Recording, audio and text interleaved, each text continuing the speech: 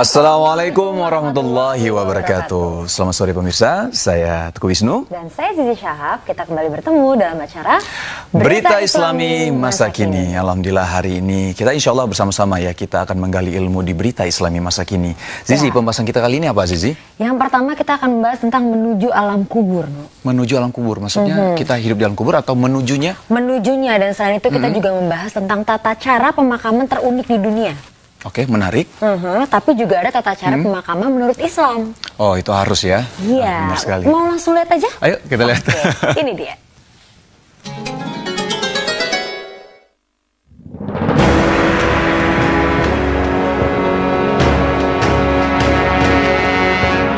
Menuju alam kubur.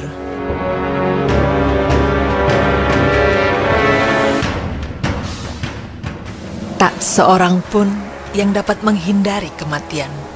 Baik orang itu kaya atau miskin, berpangkat atau tidak, semua akan mati. Manusia pun tidak dapat lari dari kematian. Walaupun ia berlindung di dalam benteng yang kokoh, ia tidak akan mampu menolak kematian. Seperti dalam firman Allah yang artinya, di mana saja kamu berada, kematian akan mendapatkan kamu, kendatipun kamu di dalam benteng yang tinggi lagi kokoh. Quran Surah An-Nisa ayat 78. Pemirsa beriman, sejarah perjalanan hidup kita akan diakhiri di sepetak tanah berukuran 1,2 meter. Di sana akan ada tanda yang menyebutkan kapan kita lahir dan kapan kita meninggal. Setelah itu, tak satu pun dari orang-orang yang hidup akan tahu kemana kita pergi. Hanya kita sendiri dan Allah lah yang tahu. Ketika menuju alam kubur, kita akan diantar oleh teman, kerabat, serta orang-orang yang menyayangi kita.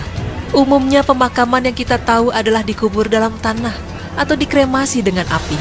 Tapi ternyata ada beberapa cara pemakaman unik yang bisa membuat kita tercengang. Berita tersebut akan dirangkum dalam seputar upacara pemakaman unik versi Berita Islami Masa Kini.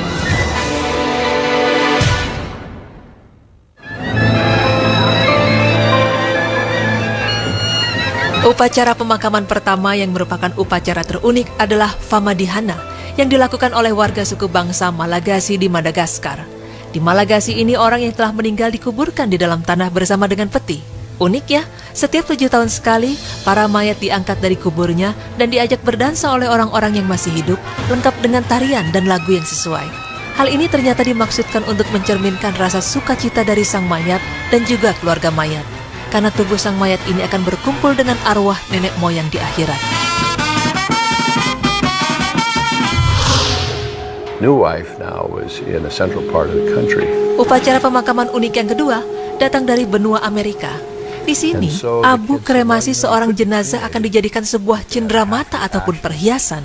Pemirsa beriman, cinta sejati membuat orang-orang yang ditinggalkan melakukan banyak cara untuk mengenang kepergian orang-orang yang mereka kasihi.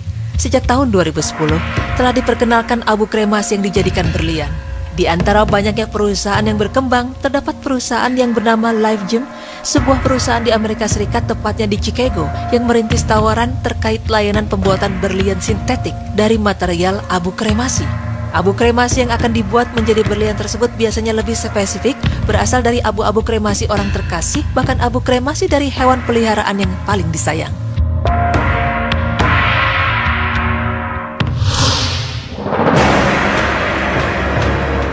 Di India, ada sebuah ritual pemakaman yang tidak hanya unik namun juga cukup mengerikan.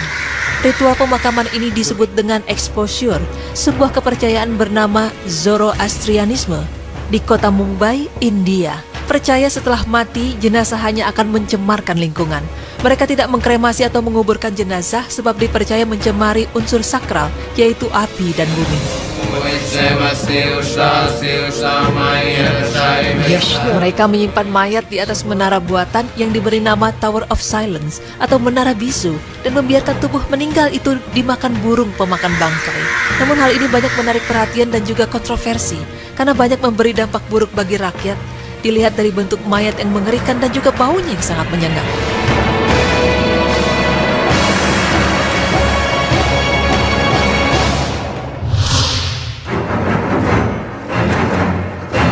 Prosesi pemakaman unik berikutnya datang dari daratan Afrika.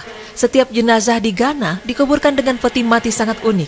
Warga pinggiran Akran ini mempunyai kebiasaan menguburkan mereka yang mati dalam peti mati fantasi. Peti mati ini biasanya menggambarkan profesi almarhum, namun kini berkembang ke arah kesukaan atau hobi. Para pembuat peti mati fantasi ini juga memamerkan karya-karyanya di etalase dalam bentuk replika kecil. Ada peti mati berbentuk handphone, botol minuman, buah-buahan, ikan, dan sebagainya. Bahkan jika saja Elvis Presley meninggal di wilayah itu, tentu dia sudah dikuburkan dengan peti mati berbentuk gitar.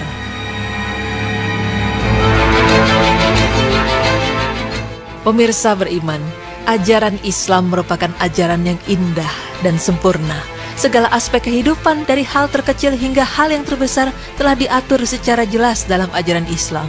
Mulai dari seseorang membuka matanya saat bangun tidur, hingga kembali memejamkan matanya saat tidur. Semua juga telah diatur adab-adabnya dalam ajaran Islam. Termasuk di dalam kesempurnaan Islam tersebut adalah bahwa telah diatur pula tata cara penguburan atau pemakaman seorang muslim. Sebelum menguburkan jenazah, terdapat adab-adab yang harus dilakukan, mulai dari memandikan jenazah, mengkafani, hingga mensolati jenazah. Jika telah melakukan adab-adab tersebut, maka jenazah harus segera dikuburkan. Yang perlu kita ingat, dalam hadis riwayat Muslim 831 telah dijelaskan bahwa di dalam Islam terdapat 3 waktu yang terlarang untuk menguburkan jenazah. 3 waktu tersebut yaitu ketika matahari terbit hingga ia agak meninggi, saat matahari tepat berada di pertengahan langit hingga ia telah condong ke barat, dan saat matahari hampir terbenam hingga ia terbenam sempurna. Pemirsa, dalam mengantarkan jenazah ke pemakaman, disunahkan untuk membawa jenazah dengan usungan jenazah yang dipanggul di atas pundak dari keempat sudut usungan. Disunahkan pula untuk menyegerakan mengusungnya ke pemakaman tanpa harus tergesa-gesa. Bagi para pengiring, boleh berjalan di depan jenazah, di belakangnya, di samping kanan atau kirinya. Semua cara ada tuntunannya dalam sunnah Nabi. Para pengiring tidak diperkenankan untuk duduk sebelum jenazah diletakkan, sebab Rasulullah SAW telah melarangnya, seperti dalam sebuah hadis yang artinya, Abu Sa'id berkata, Rasulullah SAW bersabda, jika kalian mengikuti jenazah, maka janganlah kalian duduk hingga jenazah itu diletakkan. Hadis riwayat Muslim. Disunahkan mendalamkan lubang kubur agar jasad si mayit terjaga dari jangkauan binatang buas dan agar baunya tidak merebak keluar. Petugas yang memasukkan jenazah ke lubang kubur hendaklah mengucapkan Bismillah wa ala millati Rasulillahi, yang artinya dengan menyebut asma Allah dan berjalan di atas millah Rasulullah SAW. Pada saat meletakkan jenazah, disunahkan membaringkan jenazah dengan bertumpu pada sisi kanan jasadnya dalam posisi miring dan menghadap kiblat sambil dilepas tali-talinya selain tali kepala dan kedua kaki. Tidak perlu meletakkan bantalan dari tanah ataupun batu di bawah kepalanya, sebab tidak ada dalil sahih yang menyebutkannya, dan tidak perlu menyingkap wajahnya kecuali bila si mayit meninggal dunia saat mengenakan kain ihram sebagaimana yang telah dijelaskan. Maka setelah itu rongga liang lahat tersebut ditutup dengan batu bata atau papan kayu di atasnya, lalu sela-sela papan kayu itu ditutup dengan tanah liat agar menghalangi sesuatu yang masuk sekaligus menguatkannya. Disunahkan bagi para pengiring untuk menabur 3 genggaman tanah ke dalam liang kubur setelah jenazah diletakkan di dalamnya. Demikianlah yang dilakukan Rasulullah SAW. Setelah itu ditumpahkan atau diuruk tanah ke atas jenazah tersebut hingga menjadi gundukan seperti punuk unta, sebagaimana dijelaskan dalam hadis yang artinya, hendaklah meninggalkan makam kira-kira sejengkal sebagai tanda agar tidak dilanggar kehormatannya. Dibuat gundukan seperti punuk unta, demikianlah bentuk makam Rasulullah SAW. Hadis riwayat Bukhari. Setelah itu, pada gundukan makam tersebut ditaburi dengan batu kerikil sebagai tanda sebuah makam dan diperciki air. Lalu diletakkan batu pada makam bagian kepalanya agar mudah dikenali. Kemudian pengiring jenazah mendoakan keteguhan bagi si mayit agar si mayit dapat teguh dan lantang hatinya saat menerima pertanyaan di alam kubur. Karena saat itu ruhnya dikembalikan dan ia ditanya di dalam kuburnya. Maka bagi para pengantar jenazah disunahkan berhenti sejenak untuk mendoakan kebaikan bagi si mayit, karena sesungguhnya mayit bisa mendapatkan manfaat dari doa mereka. Wallahu a'lam bishawab. Pemirsa beriman, kita sebagai manusia dan juga makhluk Allah yang bernyawa pasti akan mati dan akan kembali menghadap kepada Allah Subhanahu wa Ta'ala. untuk mempertanggungjawabkan perbuatan kita di dunia. Semoga dengan selalu mengingat kematian, kita dapat selalu ingat kepada Allah, sehingga kita dapat mengontrol segala akhlak kita, baik itu lisan maupun perbuatan. Karena sewaktu-waktu, kita pasti akan menghadapi ajal dan kembali kepada Allah Azza wa Jalla.